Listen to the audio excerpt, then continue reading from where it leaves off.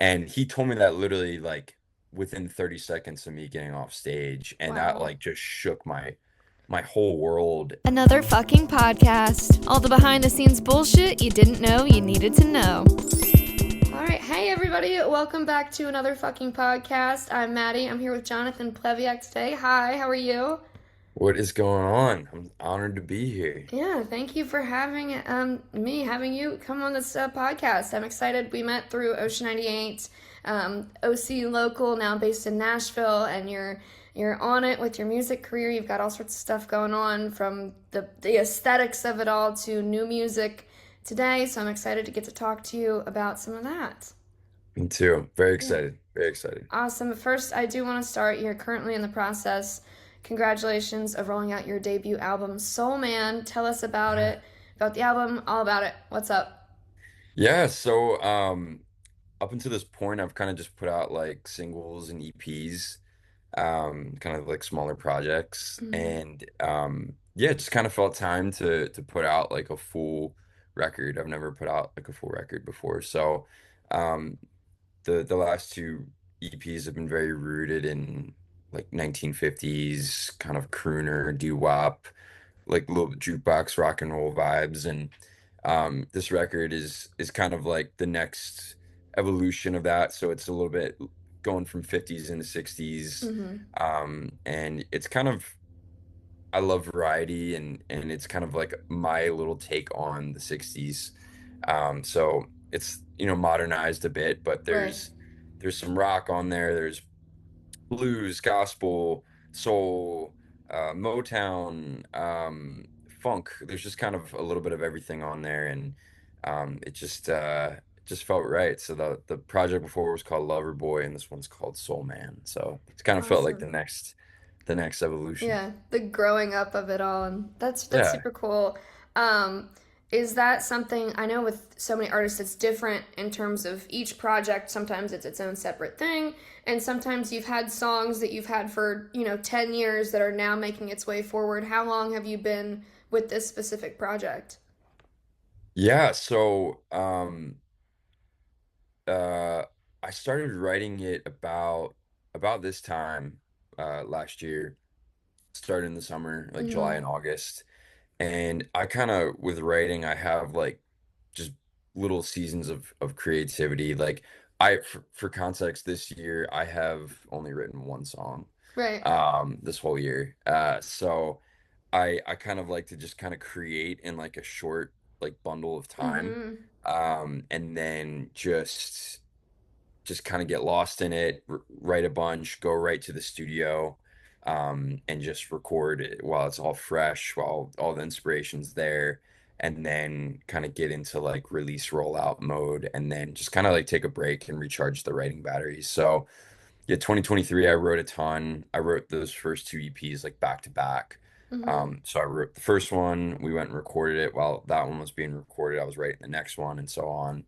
And then um yeah, so we wrote last summer, and then we just got right into the studio in August and recorded kind of right away, and then kind of took our time over the winter to like get it mixed and Right.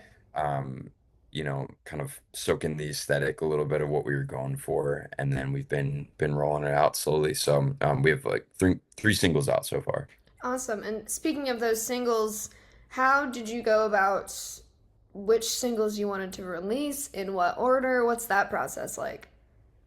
Yeah, it for this record, it's been actually kind of hard. I feel like the first two like EPs, I like knew right from the get-go, okay, this is Wild Love is the first single, or on this one, like The Drive-In's the first single. Mm-hmm. This one, I think just because maybe the songs are a little bit more like pop rooted, a little bit more catchier. I've actually had a really hard time picking singles for this one, Yeah. which I guess is a good problem to have. Yeah. Um, but yeah, there's like, to me, out of the 10 songs on it, I feel like seven of them could realistically be Mm-hmm. singles. So it's kind of just been a little bit of like what feels right. The first single, Are You My Lady, that felt right to put out kind of around Valentine's Day a little bit. Mm-hmm. Um, Second one. turned me on. It was a little bit more groovy and funky, so that kind of felt right to put to kind of kick off summer. Right. And then the newest one, Cry Baby, it's a duet with a Nashville like jazz pop artist named Tabitha Meeks. And we knew that one was going to be a single, and we wanted to like spotlight her and Mm-hmm. just have diversity in the music and all that. So, um, but it's kind of been fun. It's like, all right, well, let's roll with this one and see what Yeah. happens. It's kind of just been a little experiment for Yeah, this and record. speaking of like with using Valentine's Day or a holiday or summer as something to like kick it off, there is such an avenue in like the aesthetics of everything. And before we get into like your other projects and things, I do want to ask too, style wise, aesthetically, like that 1950s, 60s retro vibe in your imagery, but also like your fashion sense. Where did that like come from? What inspired you to go that route with your work? Yeah, so when I was growing up, my grandma lived with us, and she like kind of raised me when I was a kid. Like my mom worked like, night shifts at hospitals and stuff. So I just spent so much time with my grandma growing up, and she always had music playing on in the house. And Mm-hmm. kind of my first introduction into music was Elvis and Roy Orbison and Billie Holiday and Etta James, all those classics. So that was like my first introduction. And then when I really started getting into music was like when Guitar Hero was like blowing up. And my dad, the first concert I ever saw was AC/DC. Oh, sick. So I kind of got introduced to music by the oldies, but then what kind of caught my obsession was rock and roll. Mm-hmm. But as far as kind of the classic stuff, yeah, like 2022, before I started writing and putting this stuff out, I was kind of just going through like a really weird internal crisis of just like some depression and just kind of rebooting my life in some Mm-hmm. areas and figuring out kind of the person I wanted to be. And it was just a really weird time, that post COVID time for everyone, and everyone was kind of, I feel like, having a little existential Oh, crises. yeah. And um but yeah, I just kind of entered like a little season of healing, and during that time, I the soundtrack to that healing was all that music that my grandma Mm-hmm. had playing, and the oldies and all that. So I just like it just kind of spearheaded a whole new way Yeah. of living, and I just became like kind of obsessed with just like watching old Hollywood movies every night, and studying fashion from that era. And there was just such a cool swagger to Yeah. how everyone was vibing back then, and it just kind of became like natural. Yeah. It's so interesting you say that. I've obviously talked to artists of all different ages and genres and all sorts of different things, but I've realized like our generation, especially with COVID, because every person I've talked to, including myself, we've all had that kind of like reboot after COVID, and I've every person I've talked to that's an artist in any capacity, what you were doing when you were younger, like for me it was like who I was when I was 12 and 13. I feel like I came back to as an artist at like 23. And Yeah. all of us, I feel like there was something about that time that was a reset to like, okay, the world did what the world did, which was crazy, and now we have this opportunity to like come back to who we were or the things that we lost. And I think Mhm. it's a really interesting time for art right now, which is really cool. Yeah. Yeah, Yeah. absolutely. Especially too with like not to open the can of worms, but um just to go on what you said too, with just like all the AI stuff that's going on Oh right yeah. now too. I feel like it's making artists and creators, not even in just music, but in Everything. film, video, just like rethink their approach, or maybe their future approach to things. But I don't know, I think too that like the more that that is integrated into our lives and kind of like pressed on us Mm-hmm. to, in advertisements and, our phones and everything, like I feel like there's gonna be more of like a pocket of people that is like craving that kind of Real. Yeah. simplistic analog, human to human connection, which I I, think is great for creators. yeah, I agree, and I think that's like the beauty of it is when even right now where it's still kind of new and fresh, you can tell on social media who put out this AI poster versus like who took the time to like, Yeah. whether it's Canva or whatever, sit there and figure out how you want something to look. And on that, I do want to ask you about social media too and how it's influenced your work and what you put out. I know it's such a love and hate relationship as an Yeah. artist of like I have to do this, but it can also be really fun. Like what's your take on it? Yeah, I feel like you're asking me this at a an interesting time for my relationship with social media. So obviously if I wasn't doing music, I'd have a flip phone Me and too. I would have no accounts on anything. I'm a pretty private person and I just want to live out in the real world, but Mhm. it is, to be an artist and especially an indie artist, and have access to reach people, it really is such a gift and a tool. So I try to keep a positive perspective with it. But yeah, like when I first started putting out music in 2023, it was such a help, Yeah. because it truly did, especially that first song, Wild Love. It truly did just organically push it to people, and people found it and connected with it, and used it for their weddings, and it became a soundtrack to a lot of people's lives. So I'm so thankful, even if it was Mhm. just that one song and experience. I'm so Right. grateful for it.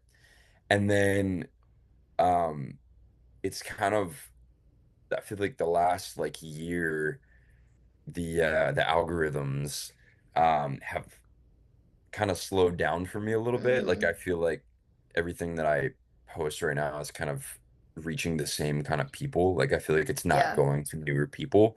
So now my relationship with it is like I kind of hate it right now, Mhm. to be honest, and it's frustrating. I'm trying to figure out, is it just an algorithm thing? Is it my account? Is it just what I'm making right now isn't landing with previous fans or something. So, Right. to be honest and vulnerable, I'm very much right now trying to figure it out myself.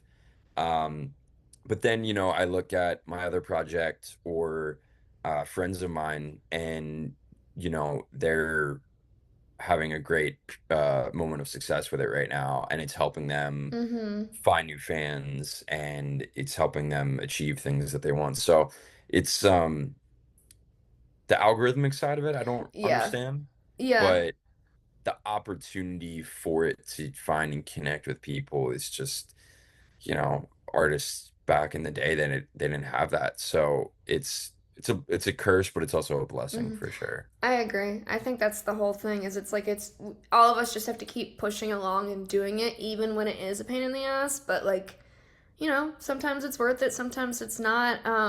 I do want to move on before we do a few other fun questions Oh, to some of your other stuff you've got going on yeah. like the jukebox jam. Tell us about Hmm. that. Yeah, unintentionally wearing a hat for it right now. Yeah, so um 2024 was the first one. So essentially what it is it's a like one night mini festival that we do here in Nashville that I started. And it's pretty much just like it's like a 1950s, 1960s prom night That's concert. cool. So kind of like the Back to the Future prom scene. So we decorate the venue, everyone dresses up in like suits and dresses.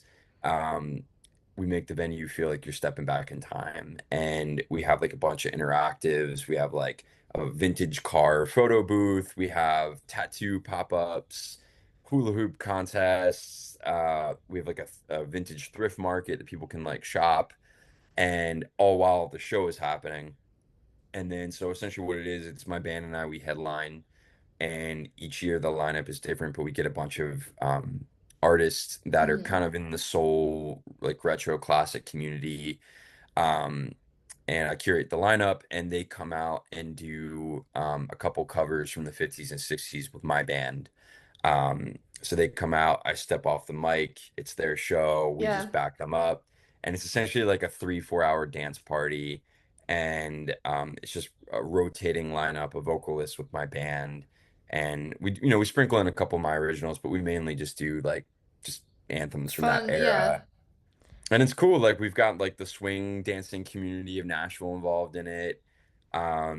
And it's been so fun. We just try to encourage people to like put the phones in their pockets, Mm-hmm. dance, let loose, have fun, turn to your neighbor, say hello, make a friend. And it's been awesome. It's been That's awesome. cool. Nashville crowds are like notoriously known to be very stoic.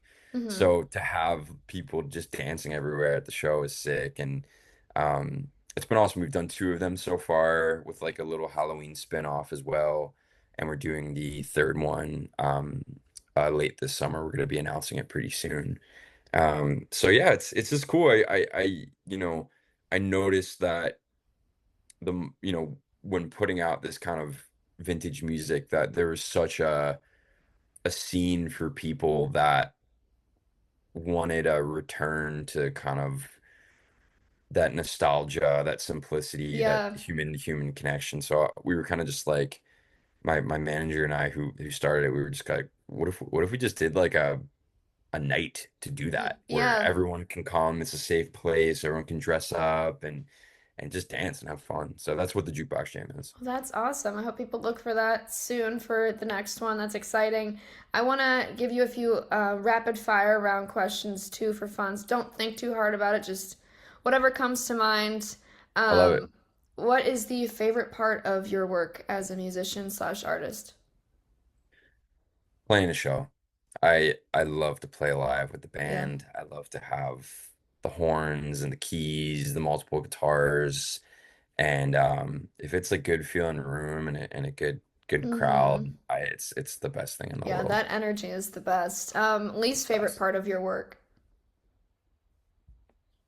Probably social media. I feel like that's easy for most artists, but it's not like I actually love creating content. Oh, I yeah, love that's the fun part.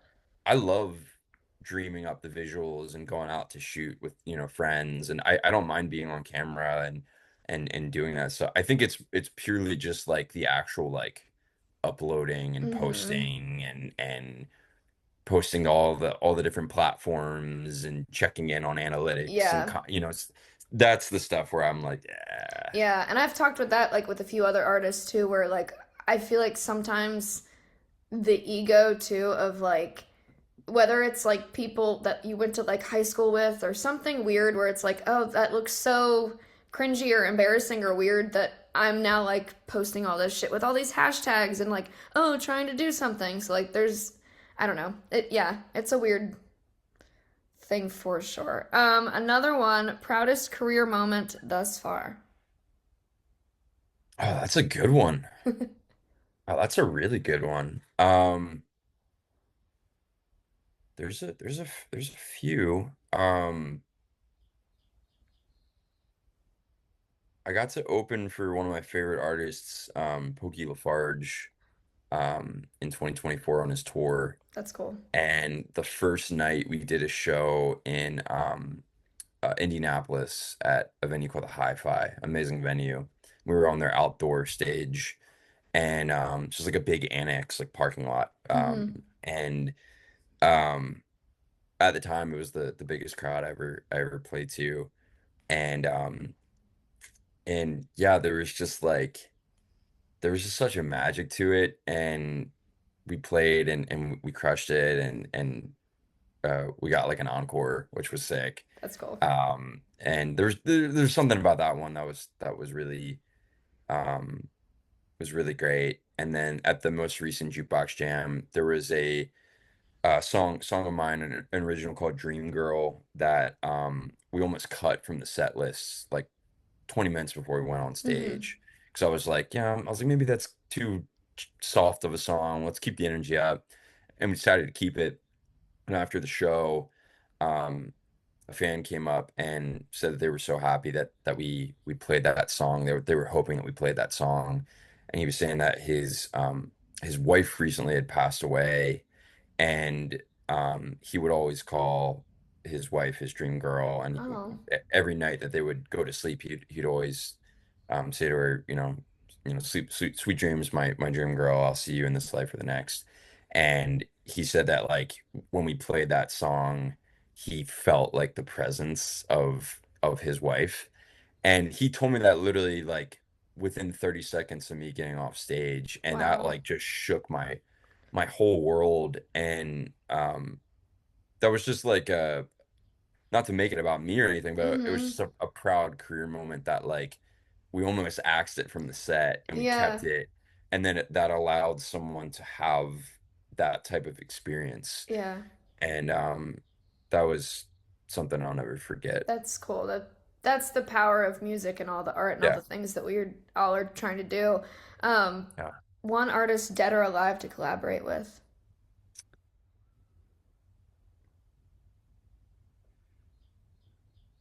I can make music with anyone.